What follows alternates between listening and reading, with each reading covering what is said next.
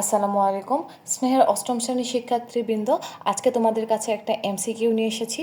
আগে যখন পূর্বে জেএসসি পরীক্ষা হইতো, তোমরা জানো কি না, জেএসসি পরীক্ষায় এই কোশ্চেনটা এসেছে। দেখো, রাজশাহী বোর্ড 2018 সালে এসেছে। দেখো কোশ্চেনটা পড়ো। এখানে বলেছে 420 টাকা কত টাকার 7% হবে।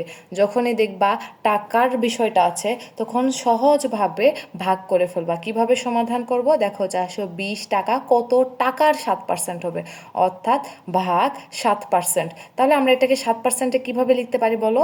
7%টাকে আমরা 100 ভাগে 7 ভাগে লিখতে পারি। এখন কোথাও যদি ভাগ থাকে আমরা কি করি বলো?